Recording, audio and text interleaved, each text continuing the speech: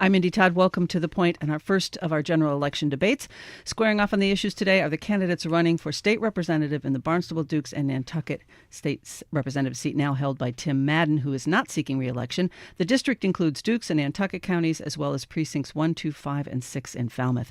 The candidates are Dylan Fernandes, a Democrat from Woods Hole, and Tobias Glidden, an independent from Nantucket. Good morning to you both. Good morning. Good morning, Mindy. And before we begin, a reminder of our format. We have up to a minute to answer questions. We'll rotate who answers first, 30 seconds for rebuttals if needed, and up to 2 minutes for closing comments. And Dylan Fernandes, we begin with you.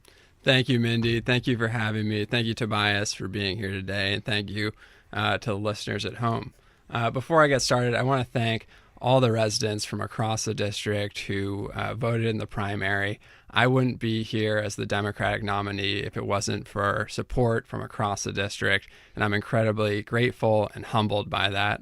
And I'm Dylan Fernandes. I'm a fourth-generation Falmouth resident, the son of small business owners here, and I've long been active in politics and in public service. Started out working on the South Coast for Elizabeth Warren, went on to be Maura Healey, our Attorney General's political director, running her new media staff and her field staff. And then I went to the Attorney General's office. I worked in civil rights and consumer protection. And when I left that job, I was digital director there, launching campaigns aimed at moving the ball forward on key legislation in the State House. And I'm the only candidate running with that state level experience, working in politics and in public service. And that experience matters when it comes to getting the ball moving for our local communities. Tobias, tell us why your background and why you'd be a good state representative. Well, thank you, Mindy, for having me this morning. And thank you, Dylan, for sitting down with me. I appreciate it. And thank you to all the listeners out there. It's really fabulous that you're tuning in this morning. My name's Tobias Glidden. I'm running for state representative. I come from 5 generations of fishmongers on Nantucket. I also work in the trades. Been a owner of my own masonry business for the last 5 years.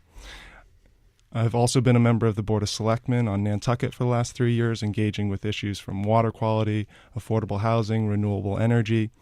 And I've got a lot of experience by working on those boards, engaging with those policies, being on the ground, being a tradesman.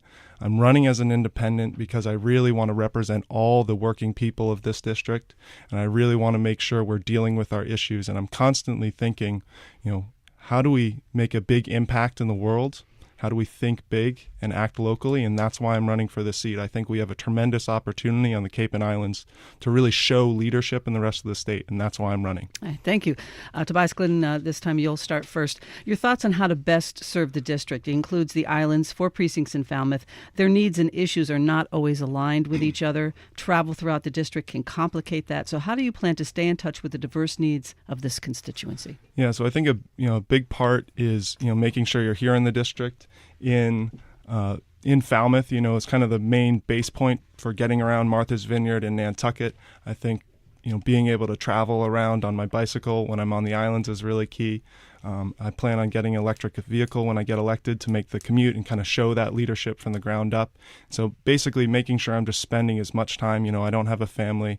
I don't have that restriction. So I'm definitely going to be spending a lot of time in the district, and I love getting out there talking to people. So I'm really looking forward to just being connected in the district. Thank you. Dylan Fernandes. Yeah, Mindy, great question. And I look at this district as a district not divided by water, but connected by it. And I am completely committed to being in the district. And if elected, we'll be hosting very regular office hours across the district. I'll have legislative liaisons from the district on the islands, interfacing with the residents on the issues they face.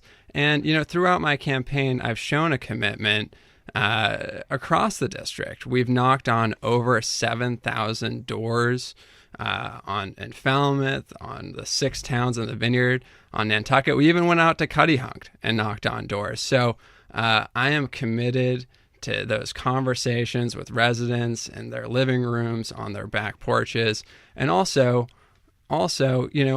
being accessible, open, and engaging is incredibly important to me. My cell phone is on the front page of my website, and folks can give me a call and reach out to me anytime. Thank you. You wanted a 30-second rebuttal? Yeah, and I just wanted to follow up Mindy saying, one of the things I did when I was a selectman was I held office hours. I was the only board member to do that. I think one of the big things we need to bring the district together is having an inter-island, inter-Falmouth committee. We need to get a group of people sitting around and sharing ideas to really bring the fruition we need. We can't just have one state representative going up to Boston and feeding everything up to Boston. We need to circulate ideas around the district. All right, thank you. Dylan Fernandes, we'll start with you. Affordable housing is one of those perennial issues that's been talked about for decades. It's particularly bad on Nantucket and Martha's Vineyard. So how do you propose we create more affordable housing, not only for low-income people, but for those young families who are finding it difficult to live here? I'm going to take this in two parts. First, we'll talk about affordable home ownership, and then I'll follow up about rentals. So let's start with affordable home. Yeah. Thank you, Mindy. Look, housing is a basic human right, and lack of affordable housing is making it so young people, working families, and the seniors who helped build our community are having to leave here in droves. And we're having to import our workforce because of lack of affordable housing. The role the state rep plays in this, well, there's a few roles. I think the absolute primary role that the state rep plays in affordable housing is securing state funding. A lot of times there's some really terrific and innovative affordable housing projects out there, but just lack the adequate funding. So I think that is the number one role for the state rep.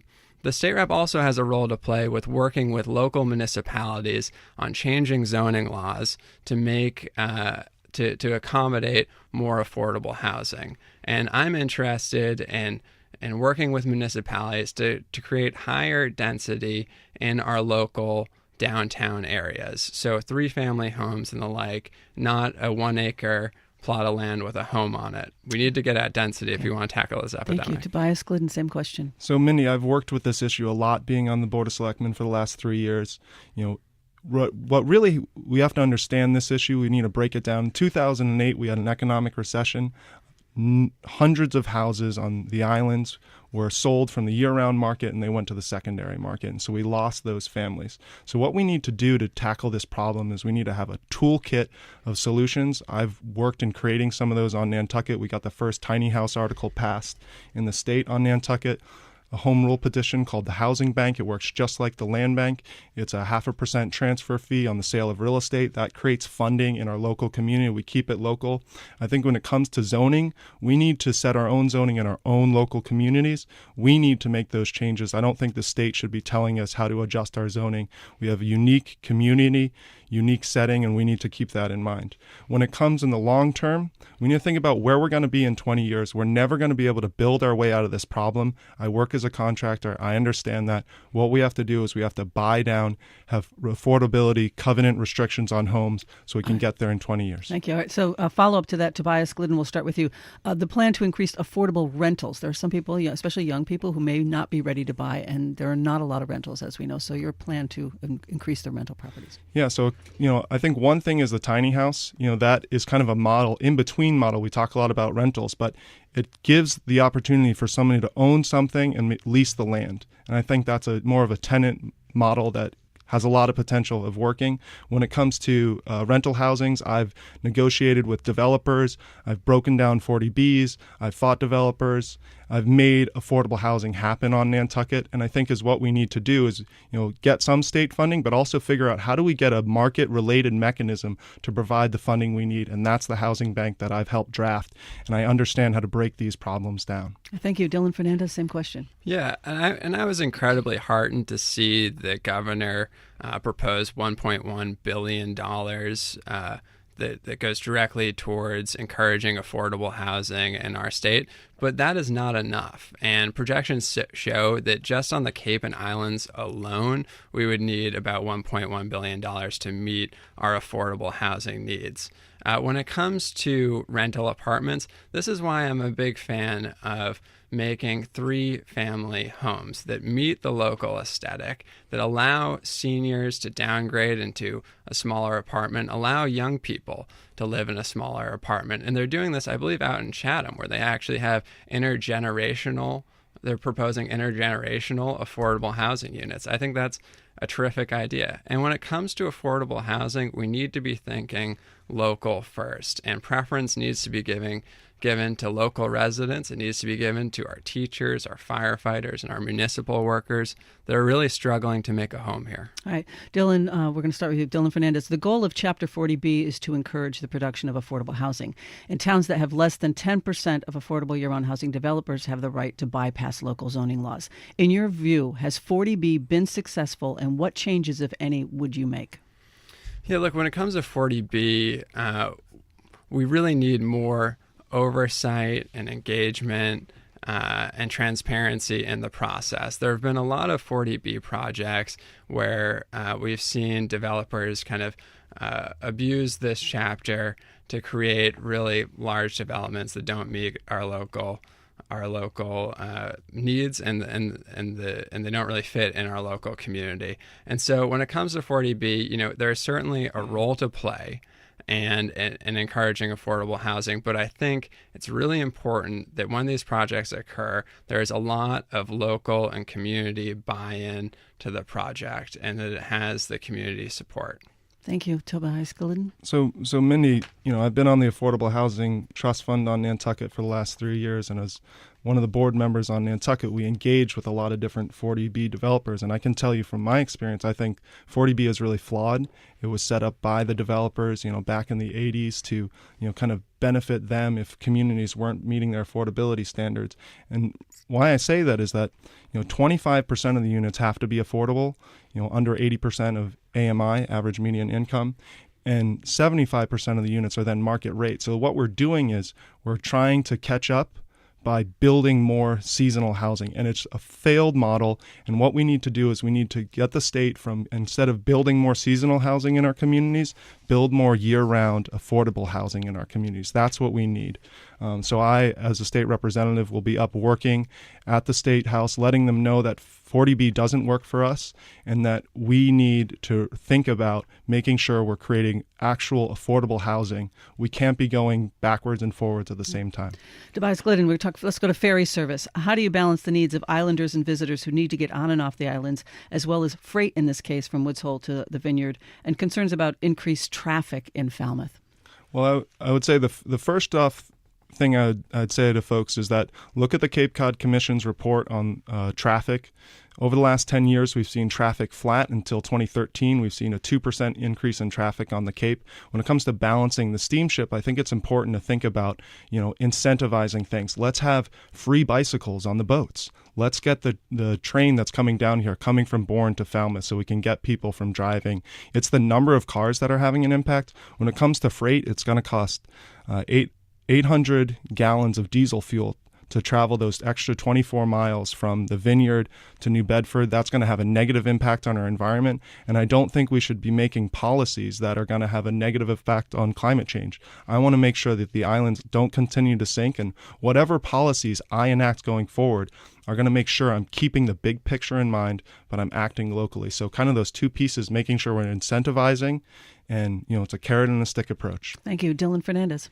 Yeah, and I'm very mindful that the steamship is really the lifeline to the islands. I've been encouraged to see that the board has been looking into the viability of moving freight out of New Bedford, and I'm certainly sympathetic to those who have traffic concerns locally and also have concerns about freight going up and down the really small village of Falmouth. And so when it comes to the steamship, it is really important that there's transparency in their process. There seems to be a trust gap between the steamship and the residents of Falmouth, Martha's Vineyard, and Nantucket. And it's really important that we shed light on their decisions, that the community has a say in them.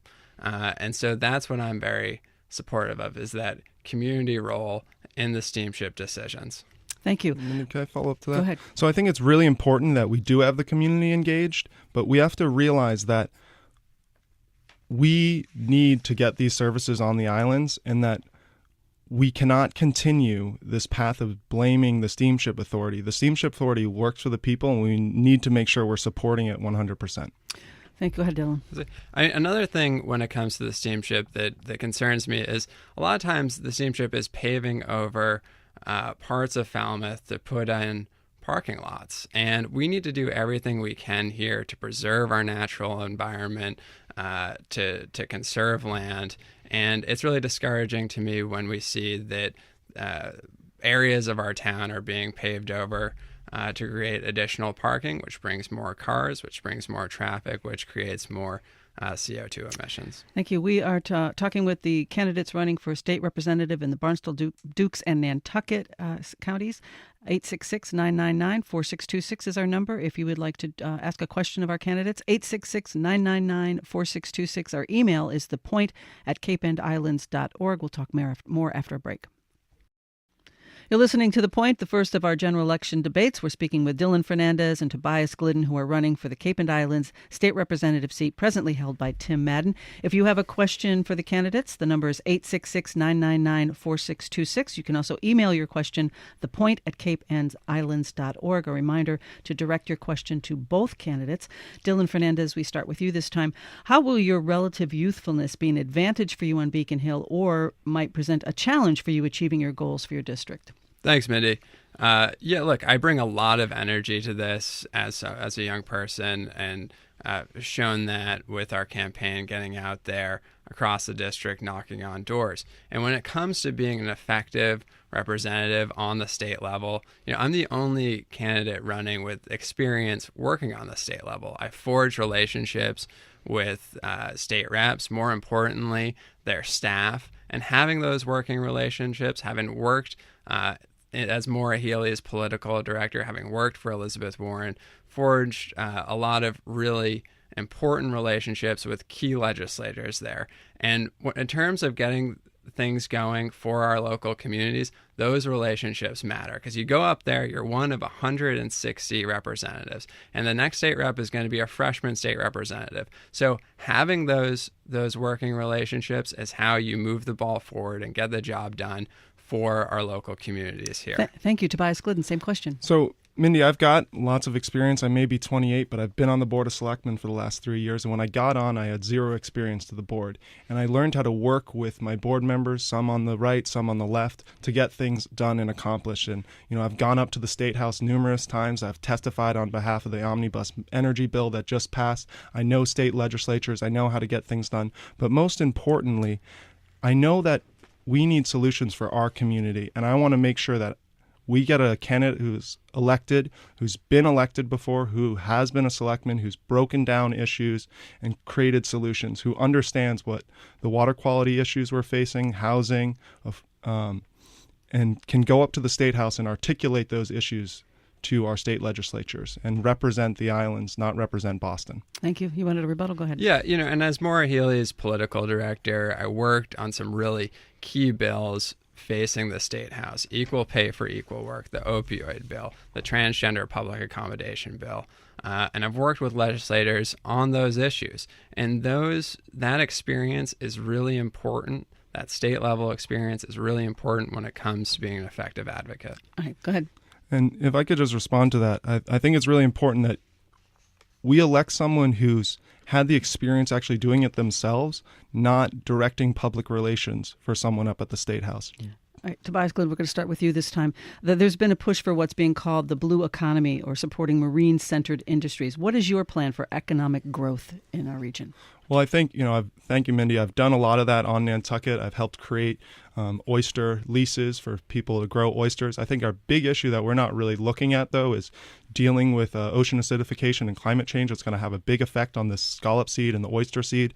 The other thing I've done is, over the last 3 years on my own initiative, I've been working on pushing out a lot of the unhealthy and damaging fisheries practices when it comes to the squid fishery south of the islands, and making sure that all shareholders have a stake and a piece to play in that industry.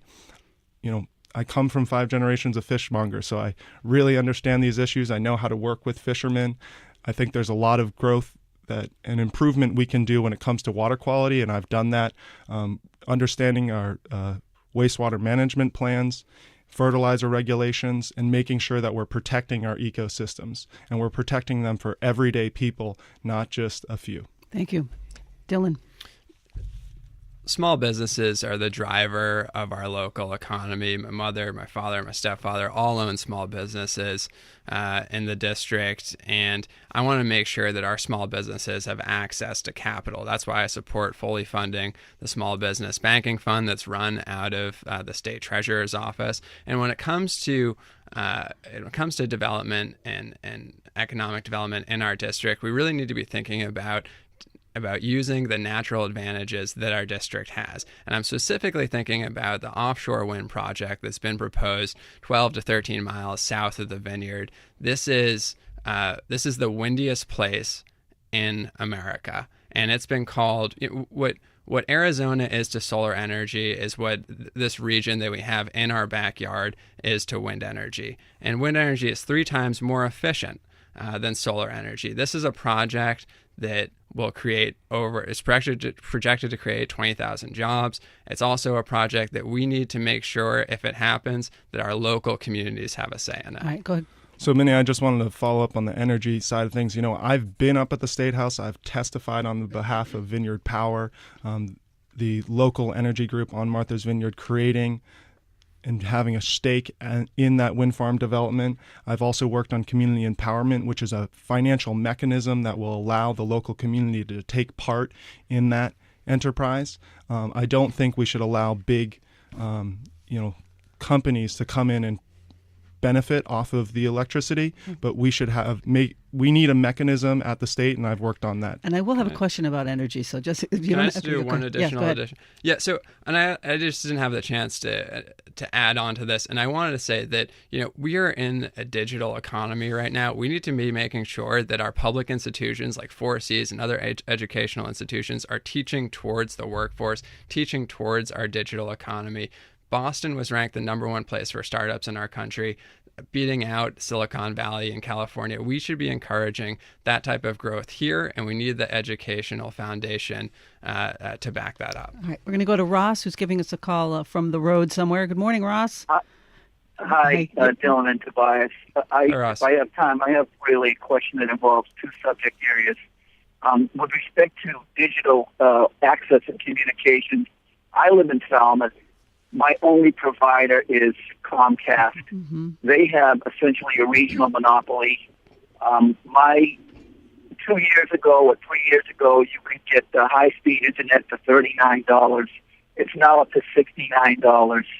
And with people's wages stuck and even regressing, have either of you thought about or have any interest in towns and municipalities, building their own systems for providing internet service to consumers at a reasonable price? Okay, go ahead. Dylan, you want to answer that question first? Sure. Thanks for the call, Ross. Open Cape has done a terrific job of laying cables across the Cape and Islands. We need to make sure that our residents have access to that high-speed internet. We need to be working with the business community and working with residents to make sure that we have the funding in place so that we all have access to this high-speed internet. And I talked earlier about really wanting to meet the digital economy, really wanting our district to move forward and meet our workforce. And we can't do that. We can't be competitive. Our businesses here can't be competitive, and our workers here can't be as competitive unless we have access to high-speed internet. I will be a strong advocate for it, and it involves working with our business community to make sure we have the funds in place to do that. Thank you. Tobias Glidden. So I think the way our internet access is set up right now with certain groups controlling the price is fundamentally flawed. On Nantucket, we created a CCA, a community choice aggregate. It has to do with energy to provide electricity rates at lower costs for the citizens of Nantucket and works. And I think we need to do the same thing. All of Western Massachusetts has done this. They're community-controlled utilities for internet. It controls the price. Utility companies are riding off of copper cables that they built 50 years ago. If we want to have that infrastructure, we need to own it, and we can create jobs in our local communities by owning that system. Also when it comes to education and the internet, we've got UMass Boston on Nantucket. There's a number of educational facilities in Woods Hole, and I think, partnering with them is going to be a great way for, collaborating and making this internet economy work on the islands and in Falmouth. All right, thank you. Tobias Glidden, we'll start with you. Since we touched on energy, let's go to the energy question. What's your vision when it comes to how we produce more renewable energy? So, Nantucket and the Vineyard, we used to be some of the energy leaders in the world, and through whale oil, and we no longer are. And so what I'd like to do is make sure that we have leadership from the islands. I ran for selectman because I thought that it was such an influential place with so many people coming here that we could really deal with climate change, deal with our energy crisis. So I've testified on behalf of the renewable energy projects across the district, the Omnibus Energy Bill, the wind turbines that are going to be built south of the Vineyard. I've been working on community empowerment, which is going to make sure that the local community has a part to play in those systems. I've helped develop solar projects on Nantucket, and I'm going to be there being a big advocate because I see the sea level rising, and I know that we need someone who can break down these problems, understand them, and understand how the markets work and how the utility companies are controlling the prices. We've had a progressive state legislature for 30 years, and continually we see policies that... Time. Okay. Dylan. Thank you, Mindy. In the era of climate change, we need to be doing everything we can to combat global warming. And as Maura Healy's political director in the Attorney General's office, I wrote the Attorney General's office solar buying guide. I rallied against the Kinder Morgan pipeline that was going to stretch across our state. And when it comes to energy and clean energy in our district, I'm a huge proponent, as I said earlier, about the offshore deep water wind project that's in no one's backyard. I think the energy bill that passed the State House is a terrific bill that's really going to encourage offshore power. But one of the things it doesn't address is solar. And we need to make sure that in our next session, we extend solar tax credits, that those are still in place. We also, there's a unique opportunity for tidal energy in our district, and I would like to see that move along. A project has been proposed in Muskegon Channel. It would be nice to see that advance as a local option specific to our district. Thank you. You wanted 30 seconds. Go ahead. Yeah, if I could just talk about the Omnibus Energy Bill that was passed. It was a bill that was a carve-out for wind and solar. It was 1,600 megawatts, to be put into a competitive market, and a lot of that was going to be hydro. And what that does, though, is it just gives a profit for utility companies. The further they ship the electricity, the more money we make. I'm a proponent of the carbon tax. We need to think about how do we make a market mechanism to fund the things we need to fund. We have a state legislature that, we have budget issues and we need to deal with those. Dylan Fernandes, I'm going to start with you this time. 2 senators have proposed legislation that would put a price on carbon throughout the economy, not just the energy sector. Any business bringing fossil fuels into the state would pay a fee, and the revenue would be refunded to Massachusetts residents. Mm-hmm. Would you support such legislation? Yes, Mindy, I do support this. And in the next session, if elected, I'll be a strong advocate for it. We need to be doing everything we can to reduce our CO2 emissions. And look, I come at this, I'm someone who is an economics major. And every economist from across the political spectrum, from Keynesian to Austrian school, will tell you that if we want to get serious about reducing our CO2 emissions, we need to have a carbon tax. Very supportive of this, and I agree that it should be revenue neutral, meaning that any funds raised by it go back to the residents of our district. And this, through having it be revenue neutral and having the money go back to folks across the district and across our state, it further encourages people to use less energy. This is absolutely something we need, absolutely something I'm going to be a strong advocate for. Thank you, Tobias Glidden.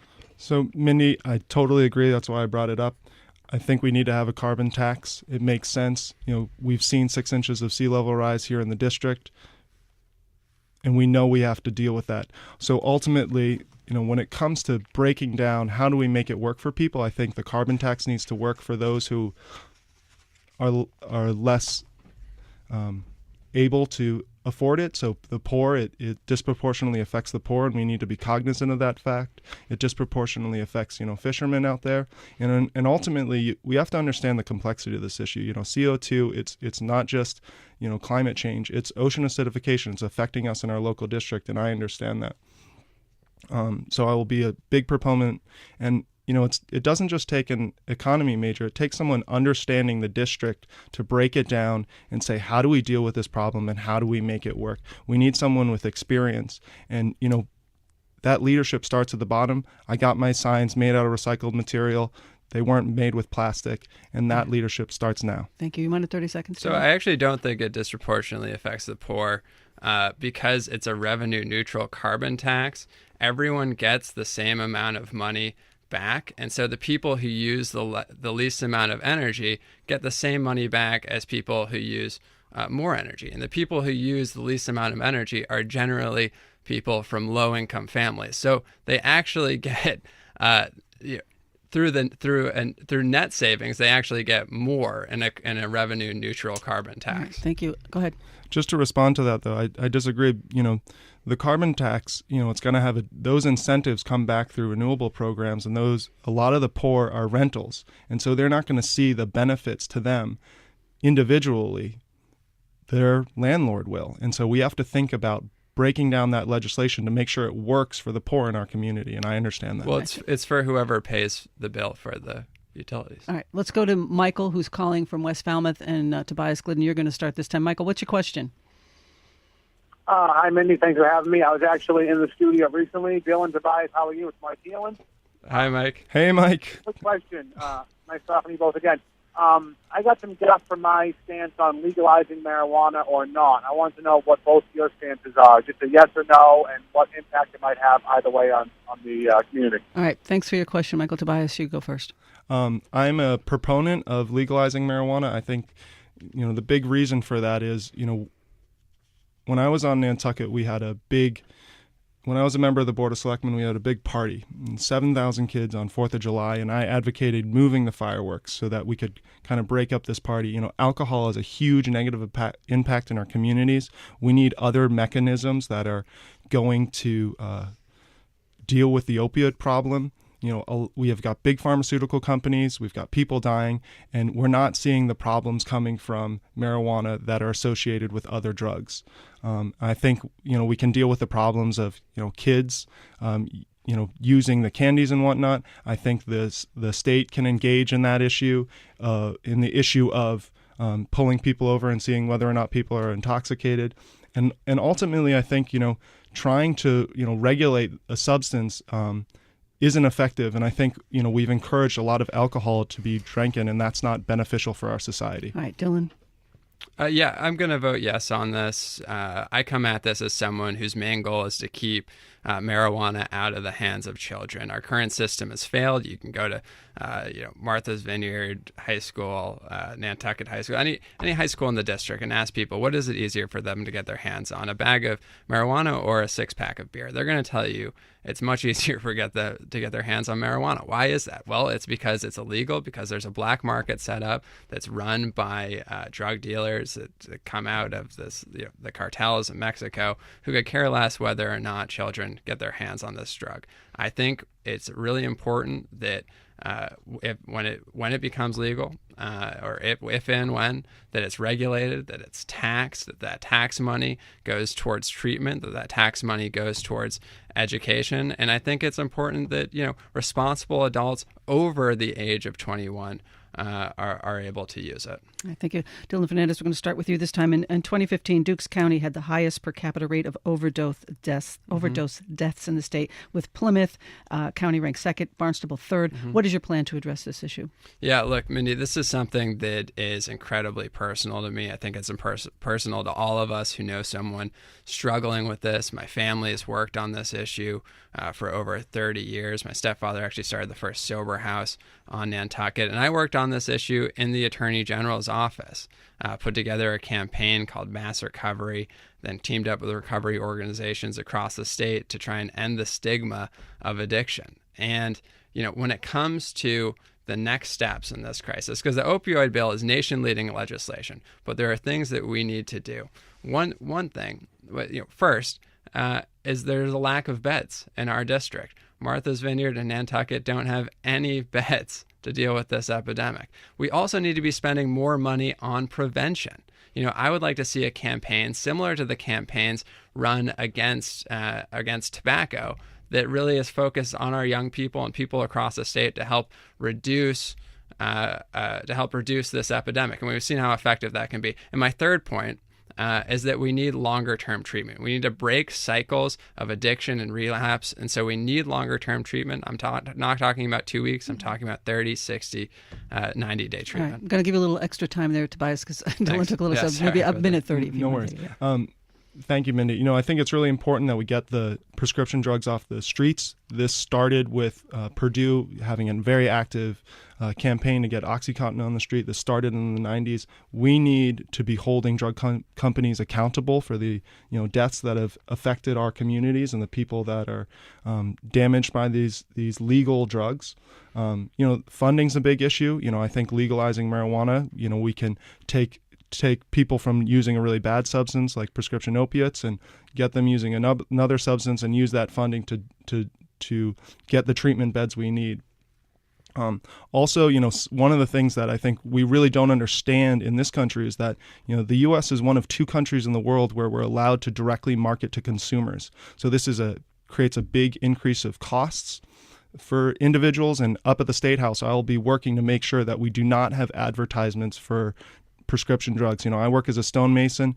Nobody goes out and just, buy cement. You come to someone who knows what to do and what to use, and that's why we have doctors.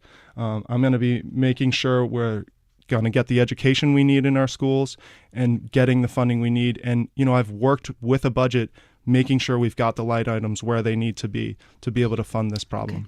We're talking with the candidates running for the Cape and Island State Representative seat. 866-999-4626 is our number. Our email address, thepoint@capeandislands.org. We'll talk more after a break. You're listening to The Point. We're speaking with Dylan Fernandes and Tobias Glidden, who are running for the Cape and Island State Representative seat, presently held by Tim Madden.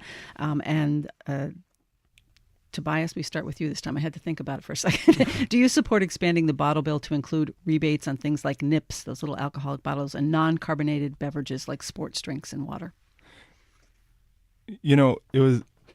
I think, yes, ultimately I support that, but we need to realize that there's plastic in every single cup of seawater in the ocean. We need to stop it now. I promote a ban on plastic water bottles. I promote a ban on nips. Let's use glass. It's recyclable. It's not going to work to continue this idea of saying, we'll try to reduce and pay for it. Let's get rid of the plastic. It just needs to stop. We've gone so long damaging our oceans. I pick up trash all the time. I was engaged in a light in the air balloon ban on Nantucket that was the first in the country. I've just really think that we need to just stop it outright. And, that might be a mechanism that moves forward, but I think we need to be serious about the fact that there's a big plastic bottle lobby, and then they are responsible for polluting our whole environment. 95% of plastics are recycled, and that's why I don't support them. Thank you, Dylan. Yes, I also support this. I was sad to see it fail in 2014. And look, we really need to get towards a culture of recycling, reusing, and reducing, and away from this culture of single use and throw it away. The Sierra Club, which has endorsed my campaign, along with the Environmental League of Massachusetts, say that this bill will save $7 million in terms of trash pickup for our local municipalities. So this is a bill that not only helps save our environment, but also helps save our municipalities money. I think it makes a lot of sense, and I'll certainly be an advocate for it.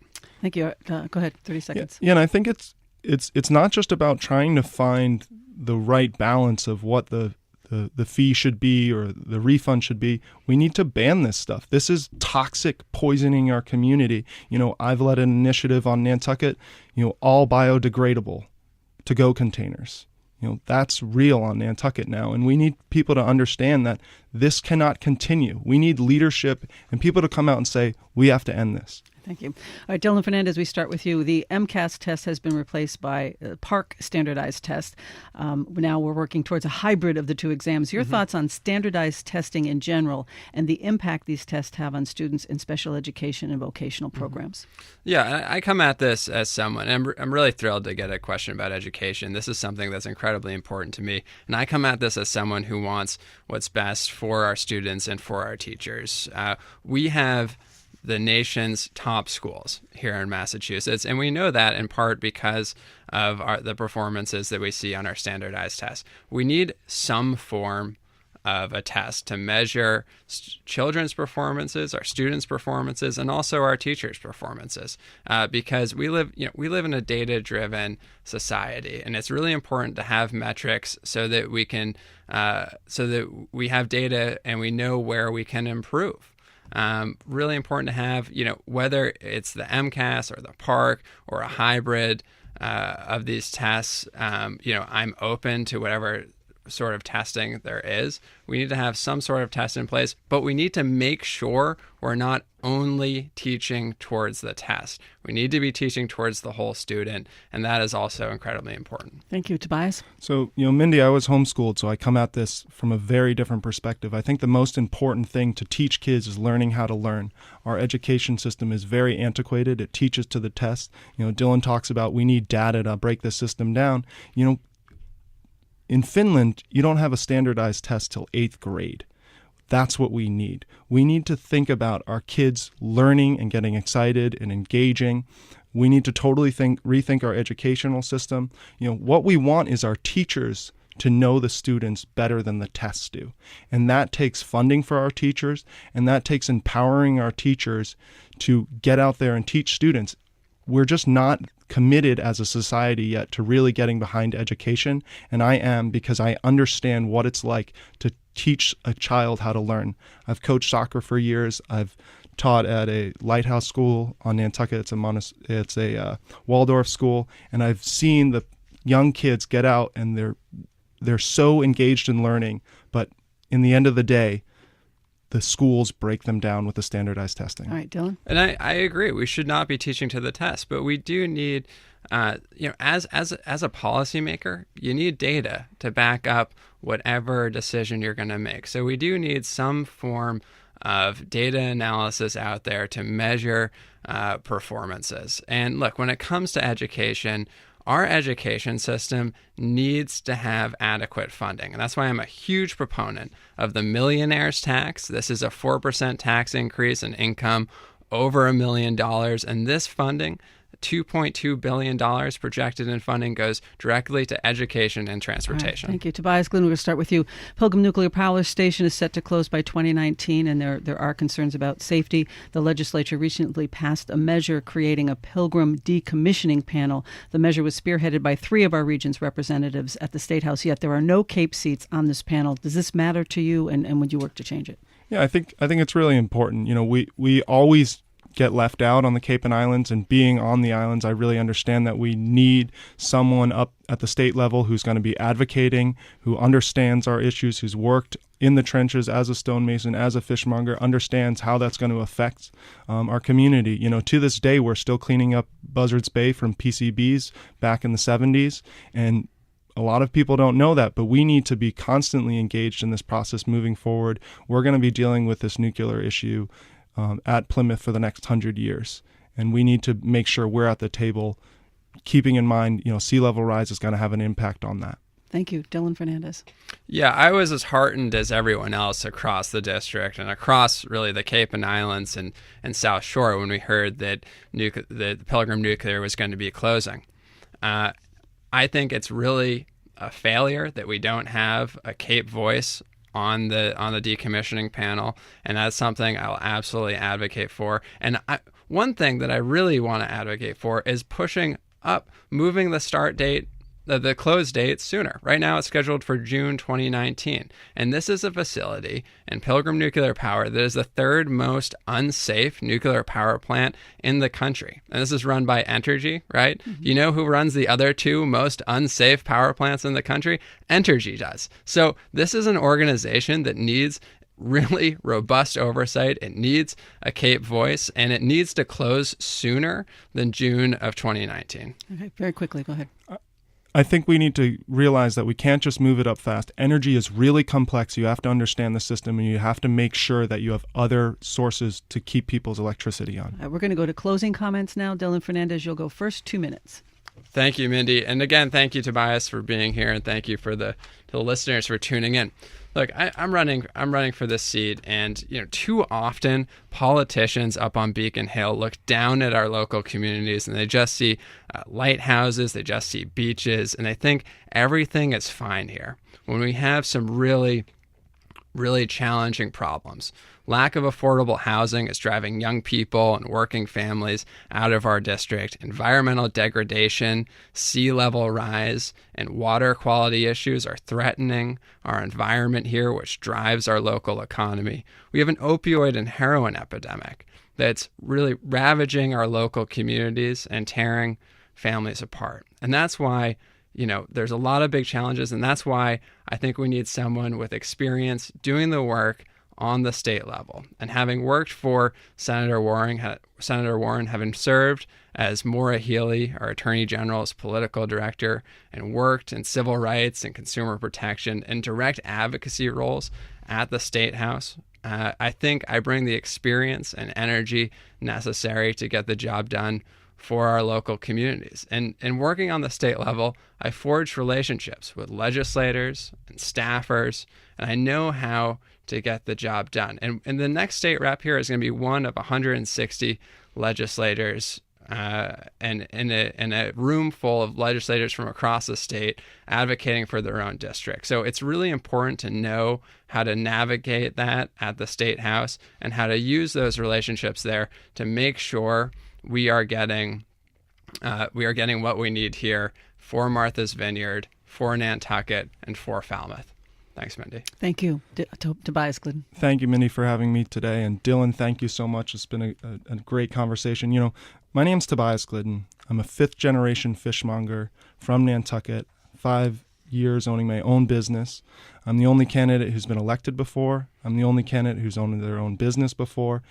I know all the major issues we're facing from the ground up because I've lived with them. When it comes to opiates, I've lost friends. When it comes to healthcare, I lost my father. When it comes to climate, I've been engaged with climate change through working on wind projects, working on solar projects in the district. When it comes to our economy, I've engaged with the blue economy, dealing with fisheries issues, making sure we're protecting our ecosystem. When it comes to housing, I know the problem better than anyone else in this room. I've worked on it for the last 5 years. I've come up with solutions that are creative, and I've helped to get those passed in our local community. When it comes to getting up to the State House, I've been up there. I've tested on behalf of bills on my own initiative. I've been really engaged, and I have the experience from working with my board, working against people who I didn't agree with, and finding a way to make progress for our community. Whether Dylan or I get elected, we're going to have a lot of learning to do up there, and I have the proven ability of doing that learning. We need someone who has that experience, that history, that love, that compassion for our community to really represent us. I ran for state representative because I think globally and act locally. And I think we need to make sure that our ideas are flowing from the islands, from the end of the road in Falmouth, up to Boston, and that Boston isn't coming down on us. We need a representative who understands the history of this community and has lived in it the last 5 years, not lived up in Boston. So I'd please ask you to vote for me, Tobias Glidden, on November 8th. I want to thank both our guests this morning, Dylan Fernandes and Tobias Glidden. Thank you both for being here. Reminder, the general election is Tuesday, November 8th. Join us for more debates throughout the month. You can hear our debates and find links to the candidates at our election page on our website, capeandislands.org. I'm Mindy Todd. Thanks for listening. The Point is produced by Amy Vince. The executive producer is Mindy Todd. Production assistance from Jenny Junker. Theme music by Benjamin Verdery and William Coulter.